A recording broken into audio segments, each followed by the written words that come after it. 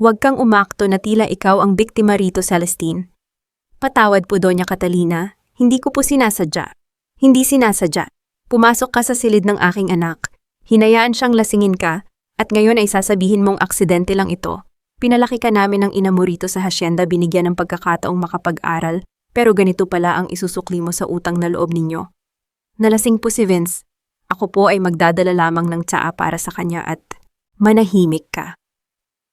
Walang saysay ang iyong mga paliwanag.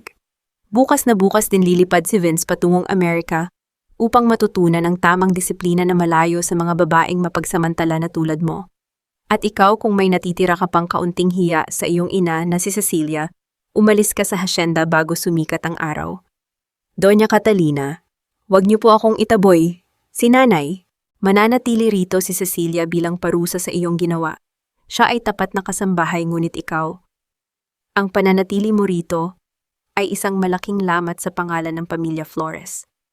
Umalis ka ng tahimik, Celestine, bago ko pa ipagsabi sa buong hasyenda kung gaano ka kababa. Ang bawat salitang binitawan ng matandang donya ay tila mga karayom na unti-unting bumaon sa puso ni Celestine. Napako ang kanyang mga paa sa malamig na sahig na gawa sa makintab na nara. Ang hangin sa loob ng malawak na silid na iyon ay biglang naging napakabigat na tila sumasakal sa kanyang lalamunan hanggang sa hindi na siya makahinga.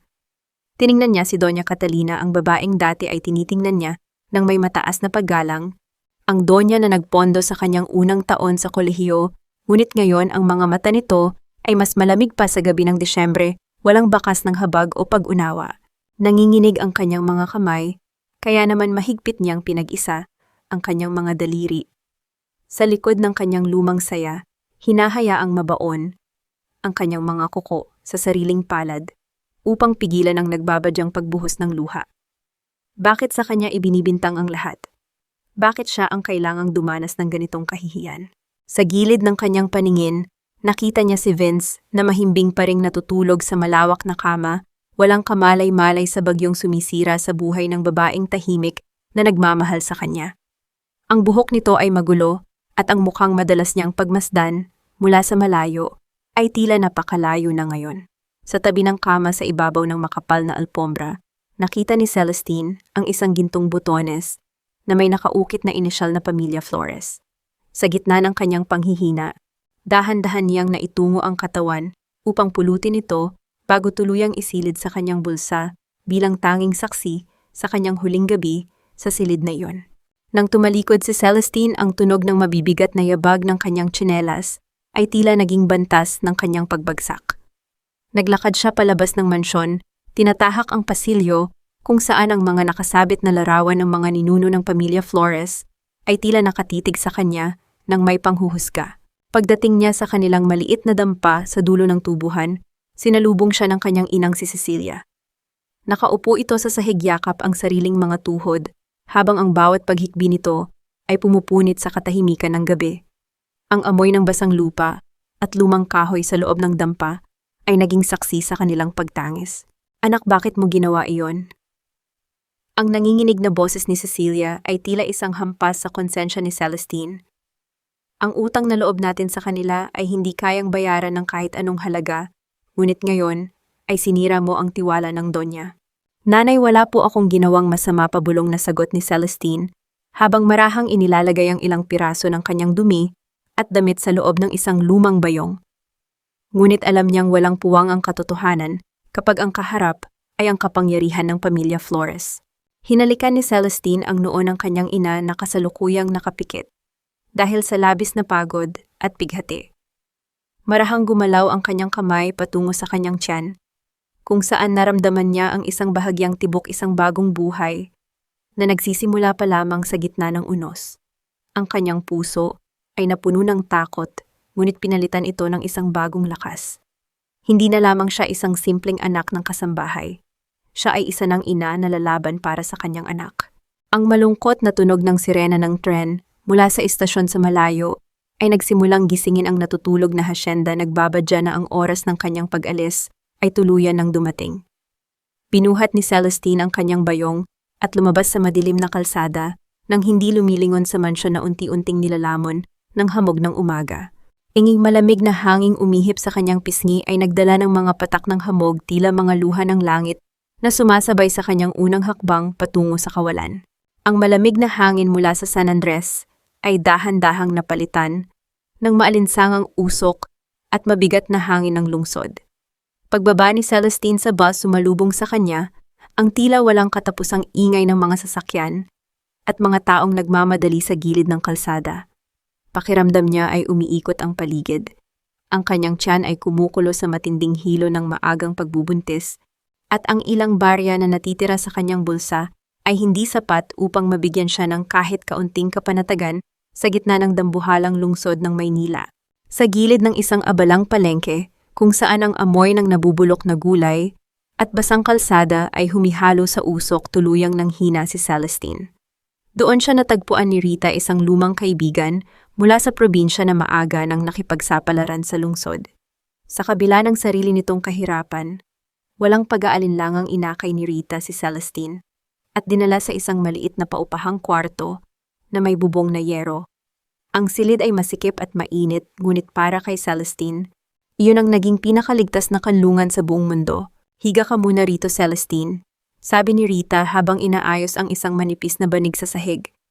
"Huwag mo munang isipin ang bukas. Nandito na ako, hindi kita pababayaan." "Salamat, Rita. Kung wala ka baka sa kalsada na kami pinulot ng mga anak ko." Bulong ni Celestine habang marahang hinahaplos ang kanyang tiyan, kung saan ang kambal ay unti-unti nang lumalaki. Lumipas ang mga buwan na puno ng tindi ng init ng tag-araw at ang amoy ng pritong tuyo na nagmumula sa mga kapitbahay. Sa loob ng masikip na silid na iyon, sa gitna ng malalakas na kulog at tunog ng ulan na tila walang katapusang nagpapatulo sa mga butas ng yero, isinilang ni Celestine ang dalawang malulusog na sanggol, sina Kyan at Vincent. Hawak ang basang kamay ni Rita, hinarap ni Celestine ang matinding sakit ng panganganak, ngunit ang bawat hirap ay napawi nang marinig niya ang unang iyak ng kanyang mga anak. Nang unang idampi ang maliliit na katawan ng kambal sa kanyang dibdib, naramdaman ni Celestine ang isang kakaibang lakas na gumising sa kanyang buong pagkatao. Upang mabuhay, nagsimula si Celestine na tumanggap ng mga labada sa umaga habang nag-aaral naman ng kursong nursing sa gabi. Ang bawat sentimo mula sa kanyang kinikita ay maingat niyang binibilang para sa gatas ng mga bata at pambayad sa matrikula. Ang kanyang mga mata ay madalas na may maitim na bilog dahil sa kakulangan sa tulog, ngunit tuwing titingnan niya ang mahimbing na tulog ng kambal, ang pagod ay tila naglalaho. Isang gabi, habang umiikot ang maliit na bentilador sa sulok ng silid upang pawiin ang maalinsangang hangin, naupo si Celestine sa sahig katabi ni Rita. Kinuha niya ang huling piraso ng pandesal mula sa plastik na supot, hinati ito sa dalawa at iniabot ang mas malaking bahagi sa kanyang kaibigan. "Kain ka muna, Rita. Alam kong pagod ka rin sa pagtitinda ngayong araw." Wika ni Celestine nang may matamis na ngiti sa kabila ng pagod. "Salamat, Celestine. Mas kailangan mo iyan para may gatas ka para sa kambal." Sagot ni Rita habang pinagmamasdan ng kambal na payapang natutulog sa tabi ng manipis na unan. Sa sumunod na linggo, isang hindi inaasahang sulat ang dumating sa address ng kanilang tinutuluyan. Walang pangalan ng nagpadala at walang kahit anong mensahe sa loob ng sobre. Ngunit nang buksan ito ni Celestine, tumambad sa kanya ang ilang malalaking papel na barya. Napatitig siya sa sobre nang may pagtataka, nagtatanong sa kanyang sarili kung paano nalaman ng nagpadala ang kanilang kinaroroonan. Isang gabi bumuhos ang isang malakas na bagyo na naging dahilan upang manginig sa lamig ang buong kwarto. Biglang sumiklab ang matinding lagnat kay Vincent at ang kanyang maliit na katawan ay naging napakainit. Wala nang natitirang barya si Celestine kahit para sa simpleng gamot at ang huling sweldo niya ay gagamitin pa para sa matrikula sa nursing. Sa kanyang desperasyon, tumayo si Celestine sa ilalim ng bumubuhos na ulan sa tapat ng saradong butika habang ang tubig ay gumugulong sa kanyang mukha na humihalo sa kanyang mga luha. Hawak niya sa kanyang nanginginig na kamay ang isang lumang singsing, isang simpleng pilak na singsing na ibinigay sa kanya ni Vince noong sila ay palihim pang nagkikita sa ilalim ng mga puno ng tubuhan. Ito ang kanyang tanging alaala ng nakaraan, ang tanging bagay na nag-uugnay sa kanya sa lalaking naging dahilan ng kanyang pagtakas, at ngayon ay kailangan niya itong isakripisyo para sa buhay ng kanyang anak. Ang tunog ng ulan na walang humpay na humahampas sa lumang yero ng bubong ay tila nagdala ng mga alaala ng marangyang mansyon ng pamilya Flores, kung saan ang ulan ay pinakikinggan lamang mula sa isang ligtas at mainit na silid. Mabilis na gumulong ang panahon, tila mga dahong tinangay ng malakas na hangin. 7 taon ng pawis puyat at walang patid na pagtitiis ang lumipas. Si Celestine ay isa ng ganap at lisensyadong nurse. Sa loob ng kanilang maliit, ngunit malinis na paupahang bahay sa Maynila, pinagmamasdan niya ang kanyang kambal na sina Kayan at Vincent na masayang naglalaro sa sahig. May hawak silang maliit na laruang kabayo na gawa sa kahoy, isang hilig na tila likas na dumadaloy sa kanilang mga ugat kahit kailanman ay hindi sila nakatapak sa isang tunay na bukid. "Mama, tingnan mo ang bilis tumakbo ng kabayo ko!" Masayang sigaw ni Vincent habang pinatatakbo ang laruan sa ibabaw ng lumang mesa. Tumingin si Celestine sa kanyang anak at sa bawat pagkakataong nakikita niya ang ngiti nito, tila pinipiga ang kanyang puso. Ang mga mata ni Vincent ang paraan ng kanyang pagtawa at ang hugis ng kanyang mukha ay sadyang katulad ng kay Vince. Ito ang dahilan kung bakit madalas siyang lamunin ng takot. Alam niyang kung sakaling makita sila ng pamilya Flores, ang katotohanan ay hindi maitatago sa isang kisap mata. Ang marahang pagyanig at tunog ng kanyang telepono sa ibabaw ng cabinet ay pumutol sa kanyang malalim na pag-iisip. Nang makita ang pangalan ng kanyang inang si Cecilia sa screen, agad itong sinagot ni Celestine. Ngunit bago pa man siya makapagsalita ang mahihinang hikbi ni Cecilia, mula sa kabilang linya, ang sumalubong sa kanya. "Celestine, anak," pabulong at nanginginig na boses ni Cecilia. "Kailangan mo nang bumalik dito sa San Andres." Malubha ang sakit ni Doña Catalina. Ayaw niyang magpatira sa ibang nurse at tinanong niya ako kung nasaan ka. "Anak, nagmamakaawa ako. Nanay, alam niyo naman po kung bakit ako umalis doon." Sagot ni Celestine habang ang kanyang boses ay humihina sa takot. "Paano ang mga bata, hindi ko sila pwedeng iwan dito, nang ganoon na lamang at lalong hindi ko sila pwedeng dalhin dyan? Paano kung malaman nila ang katotohanan? Anak, isipin mo ang utang na loob natin sa pamilya Flores." Giit ni Cecilia. Bagaman may kakaibang panginginig sa kanyang boses, na tila may iba pa siyang itinatago. "Kung hindi dahil sa kanila, wala tayong matitirhan noon. Sila ang nagpaaral sa iyo sa unang taon mo. Ito na ang pagkakataon mong makabawi sa Donya. Parang awa mo na, anak." Napatitig si Celestine sa dingding. Ang bigat ng utang na loob ay tila isang kadena na muling humihila sa kanya pabalik sa lugar na nais na niyang kalimutan. Pagkatapos ng tawag, kinausap niya si Rita upang iwanan muna ang kambal sa pangangalaga nito habang siya ay naglalakbay patungong San Andres upang tignan ang sitwasyon. "Huwag kang mag-alala sa mga bata, Celestine." Pagpapakalma ni Rita habang hinahawakan ang kanyang balikat. "Ako ang bahala sa kanila rito, pero mag-iingat ka roon. Huwag mong hahayaan na makuha nila ang mga bata kapag nalaman nila ang totoo." Habang nag-empake si Celestine sa kanyang silid, pumasok si Kayan. Marahan nitong niyakap ang binti ng kanyang ina at iniabot ang paborito nitong laruang kabayo. "Mama, dalhin mo po ito para protektahan ka ng mabilis na kabayo ko habang malayo ka sa amin." Bulong ng bata gamit ang kanyang maliit at inosenteng boses. Ang simpleng kilos na iyon ay nagpadurog sa puso ni Celestine, kaya naman niyakap niya ng mahigpit ang anak habang pinipigilan ang pagtulo ng kanyang luha. Kinabukasan, habang nakasakay sa bus patungong San Andres, nakatitig si Celestine sa labas ng bintana. Habang pinagmamasdan ang mga gusali ng lungsod na dahan-dahang napapalitan ng malalawak na luntiang bukid. Ang kaba sa kanyang dibdib ay tila isang tambol na walang tigil sa pagtibok. Biglang nanginig ang telepono sa kanyang palad. Isang mensahe mula kay Rita ang sumungaw sa screen. "Celestine, may isang estrangherong lalaki rito sa lumang paupahan natin. Nagtatanong siya tungkol sa iyo at sa kambal. Sino kaya ito? Mag-iingat ka, parang may kakaiba sa kanya." Nanlamig ang buong katawan ni Celestine habang nakatitig sa mensahe at ang takot ay tuluyang lumukob sa kanyang pagkatao habang ang bus ay dahan-dahang humihinto sa terminal. Nang humakbang siya pababa ng bus, ang pamilyar, ngunit matagal nang iniwasang amoy ng basang lupa at mga dahon ng tubuhan ang sumalubong sa kanya. Tila isang malamig na yakap ng nakaraan na muling nagbabalik. Tinahak ni Celestine ang pamilyar na daan patungo sa mansyon ng mga Flores. Ang malalaking puno ng acacia na nakahilera sa gilid ng kalsada ay tila mga tahimik na bantay na nakasubaybay sa kanyang muling pagbabalik.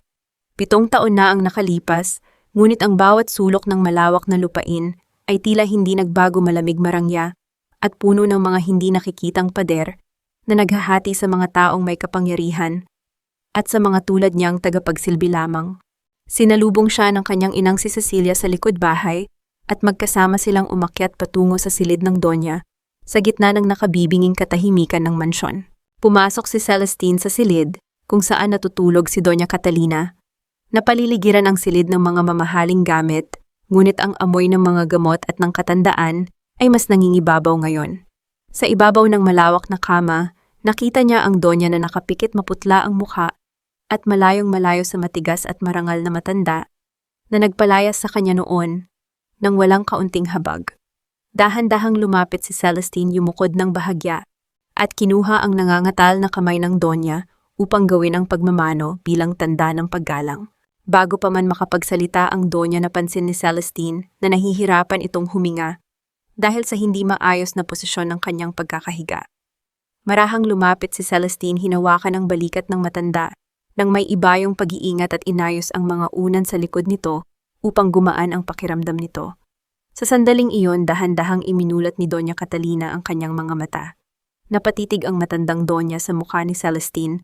Ang kanyang mga mata ay napuno ng hindi maipaliwanag na emosyon, tila may halong gulat, panghihinayang at isang lihim na pighati na tanging siya lamang ang nakakaalam. "Oh, look who's here!" Isang matigas at mapang-asar na boses ang bumasag sa katahimikan mula sa may pintuan. Pumasok si Brenda, ang pinsan ni Vince na nakasuot ng mamahaling damit at may dalang mapanghusgang tingin. Lumapit siya kay Celestine, tiningnan ito mula ulo hanggang paa at nag-cruise ang mga bisig. "The daughter of the maid is back. Are you really a licensed nurse now, Celestine, o baka naman bumalik ka lang dahil narinig mong mahina na si Aunt Catalina at naghahanap ka ng pagkakataon? Don't tell me you're planning to stay here for good." "Nandito po ako bilang professional na nurse upang alagaan si Doña Catalina, Brenda." Malamig at may katatagang sagot ni Celestine. Pinipigil ang kanyang sarili na magpakita ng kahit anong emosyon na maaaring gamitin ng kalaban laban sa kanya. "Yun lamang po ang dahilan ng aking pagbabalik." "Professional, we will see about that," sagot ni Brenda habang lumalapit sa mesa kung saan nakalagay ang mga gamot ng Donya. Habang inaayos ni Celestine ang mga gamot sa tabi ng kama upang ihanda ang susunod na dosis ng Donya, napansin niya ang isang maliit na bote ng tabletang pampakalma.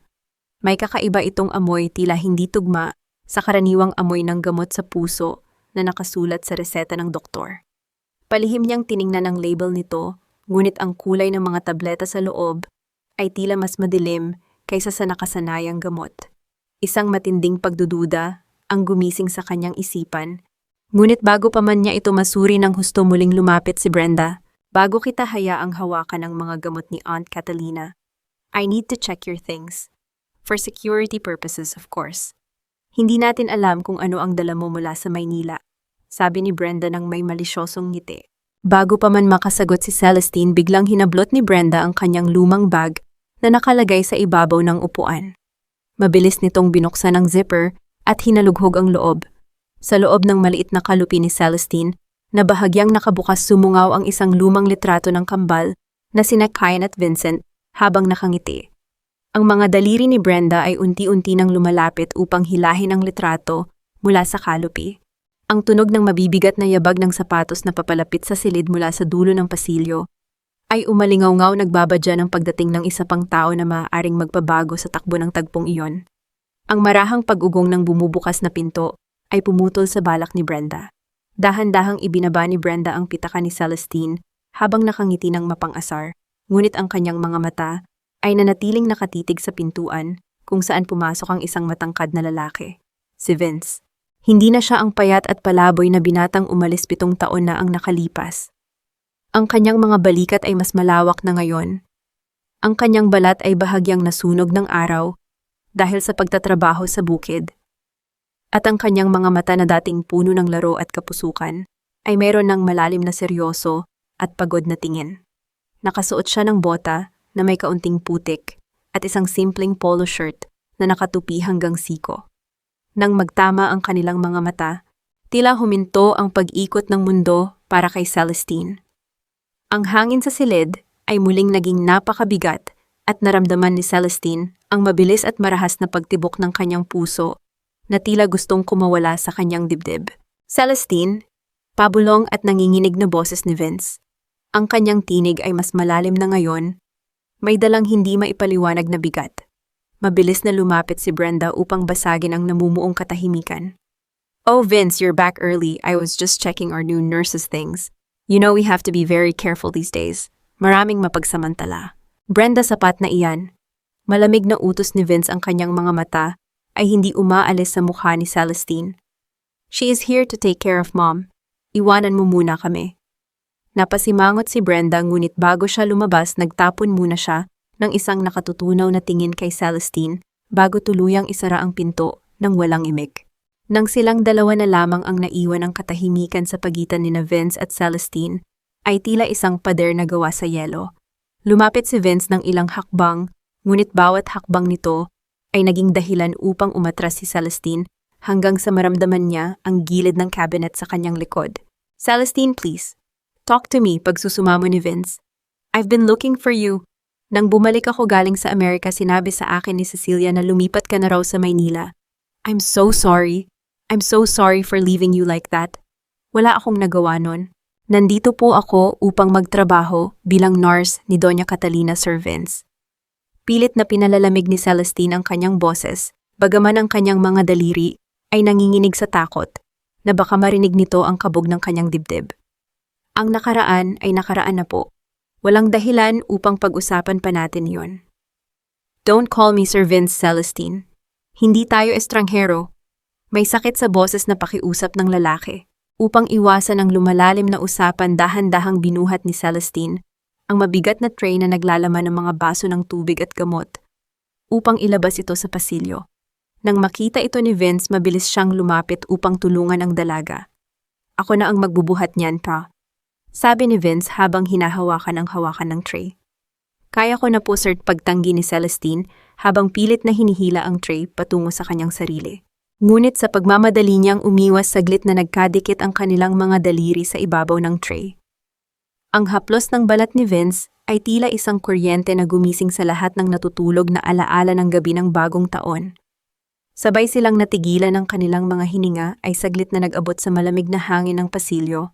Upang basagin ang mahiwagang sandaling iyon, tiningnan ni Celestine ang mga mata ni Vince na puno ng labis na pagod. "Mukhang marami pong nagbago sa inyo mula nang pumunta kayo sa Amerika." Naiwas ng tingin si Vince, tila may isang mabigat na pinto sa kanyang isipan na ayaw niyang buksan. "Let's not talk about America, Celestine. Maraming bagay ang nangyari doon na gusto ko nang kalimutan. Ang mahalaga ay narito na ako ngayon at gusto kong bumawi sa iyo." Habang nakatayo sila sa madilim na bahagi ng pasilyo, kung saan ang tanging liwanag ay nagmumula sa buwan. Sa labas ng bintana, muling lumapit si Vince nang may tapat na layunin sa kanyang mga mata. Ngunit bago pa man niya maituloy ang kanyang sasabihin, narinig nila ang isang pamilyar at malisyosong tawa mula sa dulo ng hagdan. Ang sweet naman ng eksenang ito. Boses ni Brenda, na dahan-dahang lumalabas mula sa anino ng pasilyo, may dalang mapanghusgang ngiti. "Bakit kayo nagbubulong sa dilim?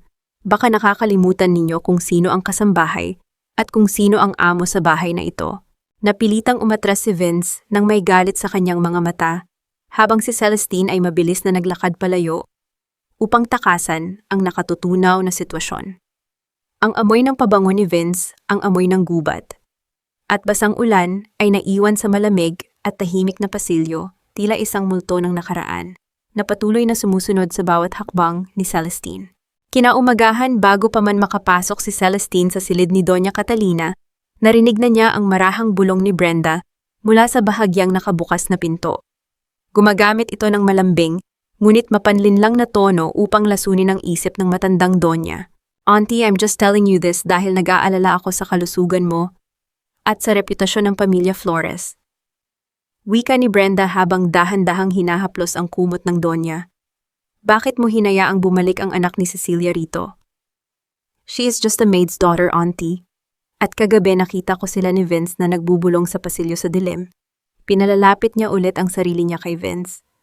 Baka may masama siyang balak sa pera ng pamilya natin.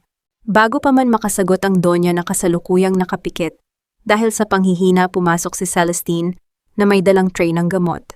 Nang makita siya ni Brenda biglang nagbago ang mukha nito. Sa isang mabilis at sadyang pagkilos siniko ni Brenda ang isang mamahaling florera na gawa sa porselana mula sa Espanya na nakapatong sa tabi ng kama. Ang tunog ng mamahaling porselana na nagkapira-piraso sa makintab na sahig ay pumuno sa buong silid. Ayan, tingnan mo ang ginawa mo. Sigaw ni Brenda habang itinuturo si Celestine na tila ito ang may kasalanan. You ungrateful girl. Auntie, tingnan mo kung gaano siya kawalang ingat. Binasag niya ang paborito mong florera. Hindi ko po hinawakan ang florera, Brenda. Malamig ngunit may katatagang sagot ni Celestine na katayo ng tuwid habang ang kanyang mga mata ay direktang nakatitig sa mapanlinlang na mukha ng pinsan ni Vince. Alam nating dalawa kung sino ang sadyang nagtulak niyan. Sa ingay ng kaguluhan, mabilis na pumasok si Cecilia, ang ina ni Celestine. Nang makita ang mga basag na porselana at ang galit na mukha ni Brenda agad na nanghina ang mga tuhod ng matandang kasambahay. Lumuhod si Cecilia sa sahig humihikbi at nanginginig sa takot na baka mapaalis sila sa hasyenda. Doña Catalina, Brenda, patawarin niyo po ang anak ko, pagmamakaawa ni Cecilia habang nakahawak sa laylayan ng damit ni Brenda. Baka po hindi niya sinasadya. Babayaran po namin ang florera, ibabawas niyo na lang po sa sweldo ko buwan-buwan. Parang awa niyo na po. Nanay, tumayo ka riyan? Pakiusap ni Celestine, nasasaktan na makita ang kanyang ina na lumuluhod para sa kasalanang hindi naman nila ginawa. Dahan-dahang lumuhod si Celestine upang simulan ang pagpulot sa mga matatalas na piraso ng porselana. Sa sandaling iyon, pumasok si Vince dahil sa narinig na ingay. Nang makita ang tagpo, mabilis na lumapit ang lalaki upang tulungan si Celestine. Ako na, Celestine, bulong ni Vince habang akmang hahawakan ang isa sa mga basag na piraso. Huwag na po, Sir Vince. Ako na po ang maglilinis nito. Mahinahong pagtanggi ni Celestine, kahit na nanginginig ang kanyang mga kamay at bahagyang nahiwa ng matalas na porselana ang kanyang daliri, pinigilan niya ang kanyang mga luha na pumatak sa harap ng lahat. Pinili niyang harapin ang kahihiyan ng may buong dignidad. Brenda, sapat na iyan. Galit na utos ni Vince habang tumatayo upang harapin ang kanyang pinsan. Nakita kita malapit sa mesa bago ito mabasag. Huwag kang gumawa ng gulo sa silid ng aking ina. Celestine is here to help mom get better, not to be bullied by you. Ang pagtatanggol na iyon ni Vince ay lalong nagpadilim sa mukha ni Brenda na tahimik na lumabas ng silid na may dalang matinding puot. Nang hapon ding iyon, habang naglalakad si Celestine sa pasilyo patungo sa kusina upang kumuha ng mainit na tubig, narinig niya ang boses ni Brenda na may kausap sa telepono sa likod ng malalaking haligi. Oo, kailangan nating madaliin ang pagbebenta sa bahaging iyon ng lupain ng hasyenda. Bulong ni Brenda sa kabilang linya. Walang alam si Vince rito. Kapag pumanaw na ang matanda, makukuha ko rin naman ang parte ko sa mana.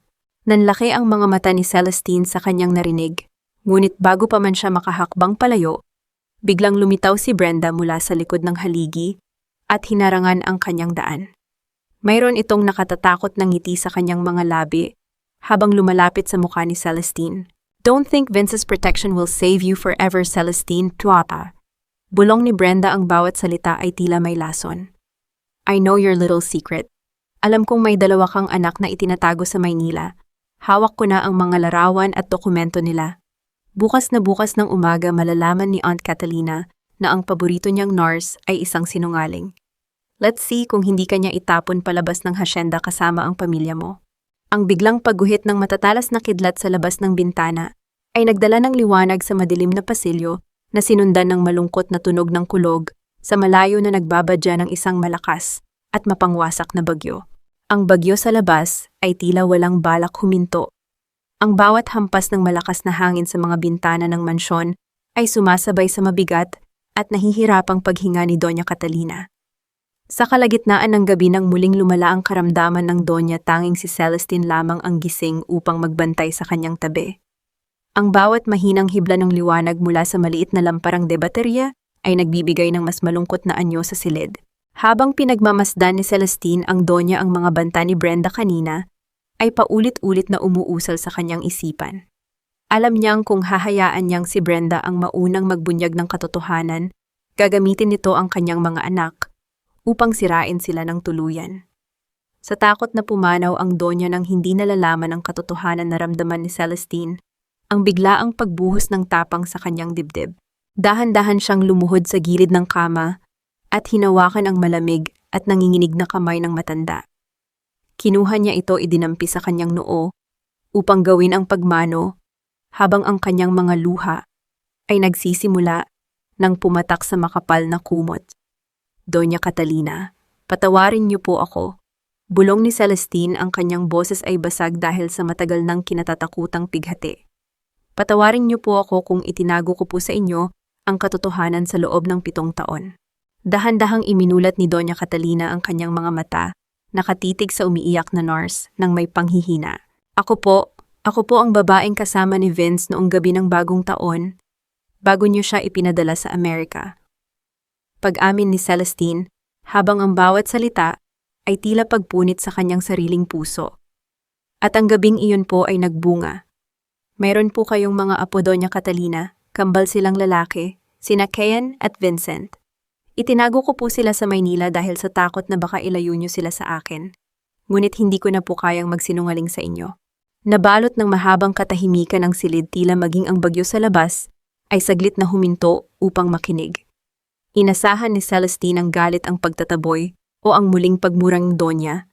Ngunit sa halip na poot nakita niya ang dahan-dahang paglambot ng mukha ni Doña Catalina. Ang matigas na balat kayo ng Donya ay tuluyang gumuho at ang mga luha ay mabilis na gumulong mula sa kanyang mga matandang mata. Sa gitna ng kanyang panghihina, ginamit ni Doña Catalina ang natitira niyang lakas upang hawakan ng mahigpit ang kamay ni Celestine. Idinikit niya ang palad ng dalaga sa kanyang maputla at basang pisngi habang bumubulong ng salitang patawad sa bawat hininga. Aking mga apo, mayroon akong mga apo. Hikbi ng matandang Donya, ang kanyang boses ay cracked dahil sa matinding pagsisisi. Patawad, Celestine. Patawarin mo ang isang matandang naging maramot at bulag sa sariling kayabangan. Patawarin mo ako sa pagpapalaya sa inyo. Doña Catalina. Bulong ni Celestine, hindi naniniwalang ang Donya na dating nagpalayas sa kanya ay kasalukuyang humihingi ng tawad sa kanya. Huwag kang matakot, anak, wika ng Donya habang pinipilit na ngumiti sa gitna ng kanyang mga luha. Bukas na bukas din, ipatatawag ko ang aking abogado upang ayusin ang aking testamento. Walang makakakuha sa kahit anong pag-aari ng mga Flores, kundi ang aking mga apo. Hindi ko hahayaang saktan kayo ni Brenda. Habang magkayakap ang dalawa sa ilalim ng malamig na liwanag ng lampara, biglang bumukas ang pinto ng silid. Pumasok si Cecilia, ang ina ni Celestine, na may dalang matinding takot sa kanyang mukha, habang nanginginig ang buong katawan. Celestine, anak, pabulong na sigaw ni Cecilia habang mabilis na lumalapit. Nakita ko si Brenda sa dulo ng pasilyo kanina. Umaalis siya sa tapat ng silid na ito na may galit na mukha. Narinig niya yata ang lahat ng sinabi mo. Nanlamig ang buong katawan ni Celestine, habang ang kanyang isipan ay napuno ng takot para sa kanyang kambal. Sa labas patuloy ang pagguhit ng kidlat, ngunit sa ilalim ng kanyang mga daliri, na nakahawak pa rin sa pulso ni Doña Catalina, naramdaman niya ang mahinang tibok ng puso ng Donya na tila nakahanap ng bagong lakas upang lumaban sa kamatayan. Ang nagdaang bagyo ay dahan-dahang napalitan ng banayad na sikat ng araw na sumisilip sa pagitan ng mga ulap. Sa kabila ng takot kay Brenda, nagkaroon ng pansamantalang kapayapaan sa mansyon nang umagang iyon dahil umalis si Brenda patungong bayan upang asikasuhin ang kanyang mga lihim na transaksyon. Sinamantala ni Doña Catalina ang pagkakataong ito upang utusan si Celestine na tawagan ang kanyang mga apo. Nanginig ang mga daliri ni Celestine habang hawak ang kanyang telepono. Gamit ang isang video call, mabilis niyang tinawagan si Rita sa Maynila. Nang sumagot si Rita at itutok ang camera sa kambal, lumitaw ang 2 batang masayang tumatakbo patungo sa screen. Mama, sobrang miss ka na po namin. Sabay na sigaw ni Kian at Vincent, ang kanilang mga boses ay puno ng sigla na agad na nagdala ng init sa silid. Dahan-dahang iniharap ni Celestine ang telepono sa mukha ni Doña Catalina. Sa sandaling makita ng Donya ang mukha ng 2 bata, ang kanilang pamilyar na tawa, ang hugis ng kanilang mga mata na sadyang katulad ng kay Vince. Noong ito ay bata pa, hindi na napigilan ng matanda ang muling pagbuhos ng kanyang mga luha. Ang bawat patak ng kanyang luha ay tila pagpawi sa 7 taon ng pangungulila at pagkakamali. Aking mga munting prinsipe. Bulong ng Donya habang nanginginig ang kanyang mga labi sa labis na kagalakan. Sina Lola Catalina ito. Ako ang inyong lola. Lola, nagtatakang tanong ni Vincent habang inilalapit ang kanyang mukha sa screen. Bigla niyang itinaas ang kanyang paboritong laruang kabayo, nagawa sa kahoy, at ipinakita ito sa Donya. Lola, look, may kabayo po ako, pakakainin ko po siya ng maraming damo sa malaking bukid mo kapag nagkita tayo. Ang inosente at nakatutuwang sinabi ng bata ay nagdulot ng isang mahina, ngunit totoong tawa mula sa mga labi ng Donya, isang tunog na napakatagal nang hindi naririnig sa loob ng silid na iyon. Ang tawa ni Donya Catalina sa gitna ng kanyang mga luha ay nagdala ng matinding gaan sa puso ni Celestine. Pagkatapos ng tawag, ang lambing sa mga mata ni Donya Catalina ay napalitan ng isang matigas na determinasyon. Celestine, tawagan mo si Attorney Santos ngayon din. Ipapunta mo siya rito ng lihim habang wala si Brenda. Kailangan kong baguhin ang aking testamento upang matiyak na mapupunta ang lahat ng ari-arian ng pamilya Flores sa aking mga apo. Hindi ko hahayaang makuha ni Brenda ang hasyenda. Mabilis na dumating ang pamilyang abogado na si Attorney Santos at inihanda ang mga bagong papeles. Bago umalis ang abogado, nag-iwan ito ng isang selyadong sobre na naglalaman ng lihim na dokumento sa ibabaw ng mesa ni Vince sa silid aklatan upang basahin nito sa kanyang pagbabalik mula sa bukid. Ngunit makalipas lamang ang ilang minuto, misteryosong nawala ang sobreng iyon mula sa mesa bago pa man makatapak si Vince sa loob ng bahay. Habang maingat na itinatalaga ni Celestine ang kanyang telepono sa loob ng cabinet upang walang makakita nito, biglang bumukas ang pinto ng silid. Sumungaw si Brenda na may dalang matigas at mapanghusgang tingin sa kanyang mga mata. Bakit parang may naririnig akong boses ng mga bata sa loob ng silid ni Auntie? Tanong ni Brenda. Habang dahan-dahang lumalapit kay Celestine, nang may kasamang malisyosong ngiti. O baka naman naghahalucinate na naman kayo rito upang pagtakpan ang inyong mga lihim. Sa labas ng bintana, ang banayad na awit ng mga ibon ay patuloy na umaling-aungaw, tila nagdadala ng bagong pag-asa, na pilit na binabasag ng mabigat na banta ng pagbabalik ni Brenda. Upang pakalmahin ang naguguluhang isip ni Celestine, matapos ang sunod-sunod na banta ni Brenda, inanyayahan siya ni Vince na sumakay sa kanyang paboritong kabayo.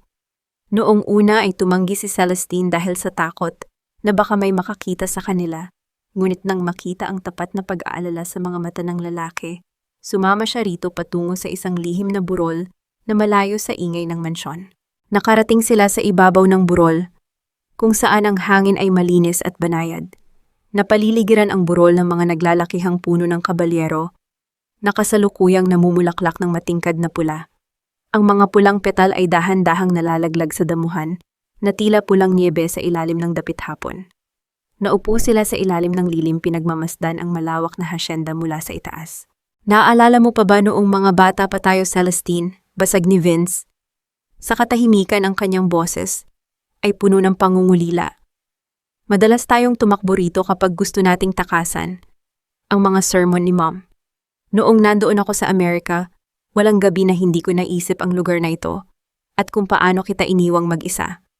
Sir Vince, iba na po ang kasalukuyan. Mahinahong tugon ni Celestine habang nakatitig sa malayo, pinipigilan ang kanyang puso na labis na maantig. Marami nang nagbago. Alam ko, at iyon ang pinakamasakit na bahagi, pagsusuma mo ni Vince habang lumalapit ng bahagya. Naging mahina ako noon. Hinayaan ko si Mom na kontrolin ang buhay ko, ngunit hindi iyon sapat na dahilan para iwanan kita ng walang paliwanag. Kung may pagkakataon lang akong ibalik ang nakaraan, Celestine, hindi ko hahayaang mangyari ang gabing iyon nang walang pananagutan. Naramdaman ni Celestine ang init ng katawan ni Vince habang nakatayo sila nang napakalapit sa isa't isa sa ilalim ng mga puno. Halos marinig niya ang mabilis na tibok ng puso ng lalaki na sumasabay sa sarili niyang hininga. Labis niyang gustong isigaw ang katotohanan na mayroon silang 2 anak na naghihintay sa Maynila, ngunit ang takot sa gulo na maaaring idulot ni Brenda ay muling humarang sa kanyang lalamunan. Biglang umihip ang isang malakas na hangin na naging dahilan upang magulo ang buhok ni Celestine at humarang sa kanyang mukha. Walang pag-aalinlangang humakbang si Vince papalapit. Inabot niya ang nagulong buhok ng dalaga, dahan-dahan itong inayos at inilagay sa likod ng kanyang tainga. Ang kanyang mainit na kamay ay saglit na nanatili sa pisngi ni Celestine habang ang kanilang mga mata ay nagtagpo ng may malalim tahimik at walang hanggang pangako. Hindi ko na hahayaang may manakit sa iyo muli, Celestine. Bulong ni Vince, ang kanyang mga mata ay tila nakatitig sa kaluluwa ng dalaga. Sa gitna ng kanilang pag-uusap, binanggit ni Vince ang isang bagay na nagdulot ng matinding gulat kay Celestine. Alam mo, noong nasa Maynila ka pa, may isang hindi nagpakilalang tao na nagpadala ng sulat sa akin. Sinabi niya na nag-aaral ka ng nursing at maayos ang kalagayan mo roon. Gustong-gusto kitang puntahan noon, ngunit pinili ko munang ayusin ang sarili ko rito upang maging karapat-dapat sa iyong pagbabalik. Napatitig si Celestine kay Vince. Sino ang taong iyon sa Maynila na nakakaalam sa kanyang kinaroroonan at nagpadala ng sulat kay Vince? Habang unti-unting lumulubog ang araw at naghahanda na silang sumakay muli sa kabayo, pabalik sa mansyon, hinawakan ni Vince ang kamay ni Celestine nang may lambing at seryosong tingin. Celestine, sabihin mo sa akin ng tapat. Pagsusumamo ni Vince habang ang kanyang boses ay tila may kasamang panginginig. May pagkakataon pa ba para sa ating dalawa? Pwede pa ba tayong magsimula muli bilang isang pamilya? Kahit na alam kong may mabigat na lihim na pilit mong itinatago sa akin. Ang lumalalim na gabi ay tuluyang lumukob sa paligid habang ang tunog ng mga kuliglig sa malawak na bukirin ng hasyenda ay nagsimulang umaling-aungaw, tila nagtatanong din kung ano ang magiging sagot ng puso ni Celestine. Sa kabilang dako daan-daang milya mula sa tahimik na hasyenda, isang matinding kaba ang bumalot sa puso ni Rita sa loob ng kanilang inuupahang silid sa Maynila. Ang mga nakaraang araw ay naging puno ng pangamba dahil sa patuloy na pag-ikot ng mga kahina-hinalang lalaki. Sa kanilang paligid nagtatanong at pilit na inaalam ang pagkatao ng kambal. Sa takot na may masamang mangyari sa mga bata, habang wala si Celestine, nagpasya si Rita na mabilisang mag-impake ng kanilang mga damit. Binuhat niya ang mga natutulog na bata, sumakay sa pinakaunang bus patungo sa probinsya at nagpasyang dalhin sina Kian at Vincent sa San Andres upang ilayo sa anumang panganib na nagbabanta. Habang ang bus ni Rita ay unti-unti nang papalapit sa hasyenda, sina Celestine at Vince naman ay tahimik na bumababa mula sa burol.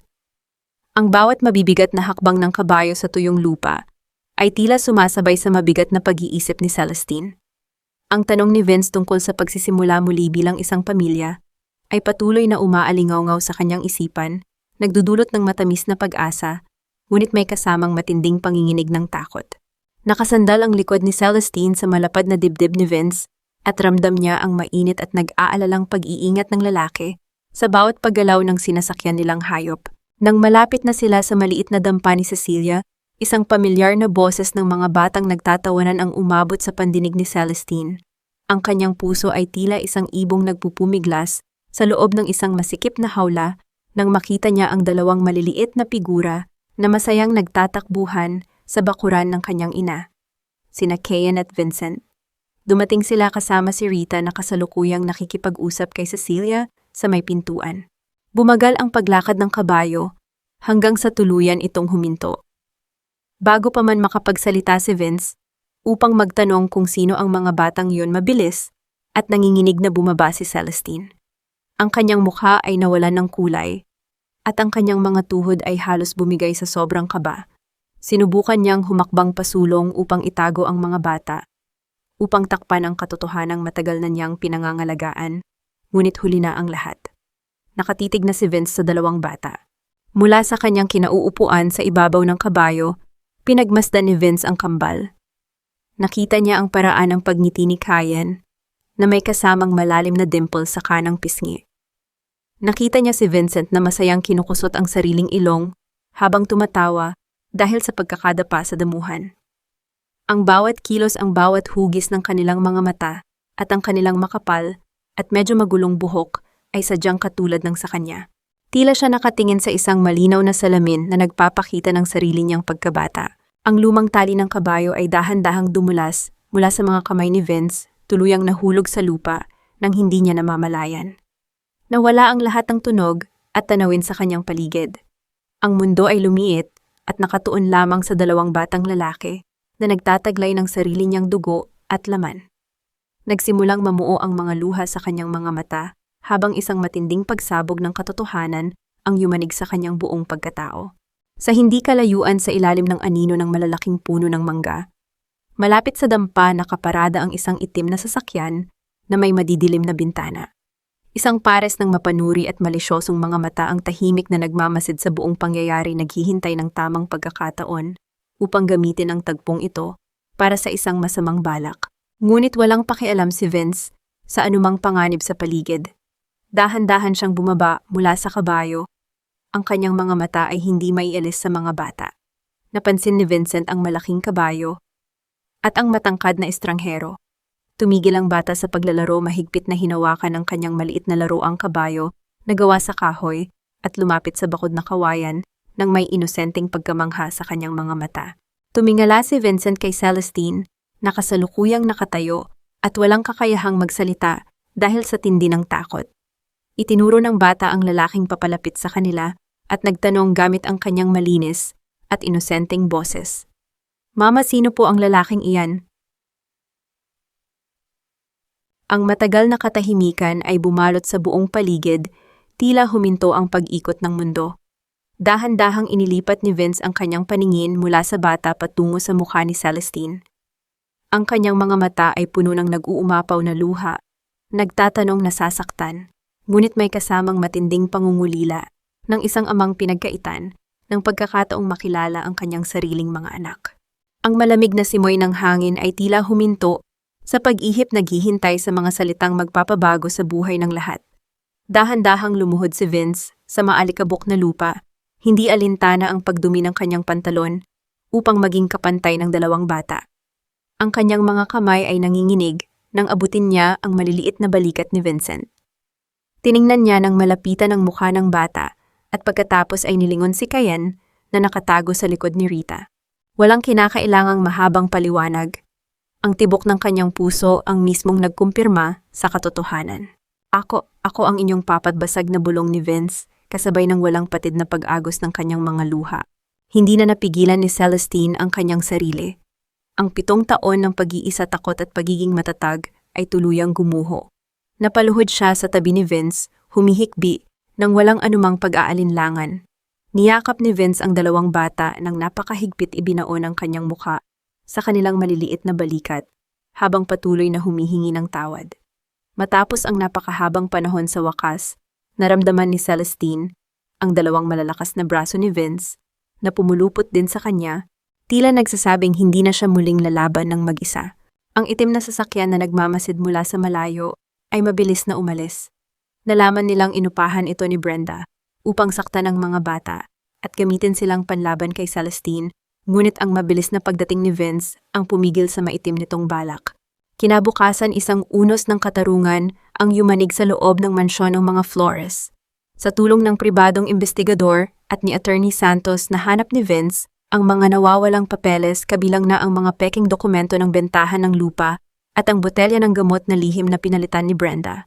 Hinarap ni Vince ang kanyang pinsan sa gitna ng malawak na sala. Ibinagsak niya ang lahat ng ebidensya sa harapan nito. Nawala ang lahat ng kayabangan sa mukha ni Brenda. Pinalitan ito ng matinding takot at pamumutla nang sabihin ni Vince na ipapakulong niya ito kung hindi ito aalis ng tahimik. Tinanggalan si Brenda ng lahat ng karapatan, pera at mana, at pinalayas siya sa hasyenda nang walang kahit anong dala kundi ang mga damit na kanyang suot. Ang babaeng ginamit ang kayabangan at panlilinlang upang apihin ang iba ay umalis na pinapanood ng mga kasambahay na dati niyang minamaltrato. Ilang araw matapos maituwid ang lahat ng pagkakamali, dumating ang oras na pinakakinatatakutan ng pamilya. Sa loob ng tahimik at malamig na silid, nakahiga si Doña Catalina. Ang kanyang paghinga ay mabagal na, ngunit ang kanyang mukha ay hindi nakakikitaan ng sakit, kundi ng isang malalim na kapayapaan. Nakapalibot sa kanyang kama sina Vince, Celestine, Cecilia at ang dalawang apo. Dahan-dahang hinawakan ng matandang Donya ang maliliit na kamay ni Cayen at Vincent. Inilapit ito sa kanyang labi upang bigyan ng isang mahinang halik. Pagkatapos inilipat niya ang kanyang paningin kina Vince at Celestine. "Patawad sa lahat ng aking naging pagkukulang." Bulong ng Donya, ang kanyang boses ay tila isang malambot na hangin. "Celestine, salamat. Salamat sa pagbabalik mo sa aking pamilya. Kayo na ang bahala sa isa't isa." Ang huling paghinga ni Doña Catalina ay sumabay sa isang banayad ng ngiti. Pumanaw siya ng payapa bao ng katiyakan na ang pamilyang dati niyang sinira ay buo at matatag ng muli. Ang lumang kadena ng utang na loob na pumipigil kay Celestine at Cecilia ay napalitan ng wagas na pagmamahal at pagtanggap ng isang tunay na pamilya. Isang taon ang lumipas. Ang araw ay unti-unting lumulubog sa likod ng malawak na hasyenda, nagbibigay ng gintong kulay sa mga ulap. Sa itaas ng paborito nilang burol sa ilalim ng namumulaklak na mga puno ng kabalyero, nakatayo si Celestine habang pinagmamasdan sina Kyan at Vincent na masayang natututong sumakay sa kanilang mga maliliit na pony. Tinuturuan sila ni Vince ng may labis na pasensya at tuwa. Dahan-dahang lumapit si Vince kay Celestine mula sa likuran. Ipinulupot niya ang kanyang mga braso sa baywang ng kanyang asawa at ipinatong ang kanyang baba sa balikat nito. Naramdaman ni Celestine ang init at kapanatagan na matagal na niyang pinapangarap. Iniibaip mo pa rin ba ang nakaraan? Malambing na tanong ni Vince habang marahang hinahalikan ang gilid ng ulo ni Celestine. Umiling si Celestine, ang kanyang mukha ay may bakas ng purong kaligayahan. Hindi na. Natutunan ko na ang kaligayahan ay hindi kusang ibinibigay mula sa langit, Vince. Kailangan itong ipaglaban. At minsan kailangan nating masugatan at matutong magpatawad hindi lang sa ibang tao, kundi pati na rin sa ating mga sarili upang maging buo muli. Humarap si Celestine kay Vince at sa ilalim ng pulang ulan ng mga bulaklak pinagsaluhan nila ang isang mahaba at matamis na halik na nagpapatunay sa tagumpay ng kanilang pag-ibig laban sa lahat ng pagsubok. Mula sa malayo ang masayang tawanan ng kambal habang tumatakbo sa damuhan ay sumabay sa agos ng hangin, umalingaw-ngaw sa buong San Andres at nag-iiwan ng isang walang hanggang kapayapaan sa kanilang mga puso.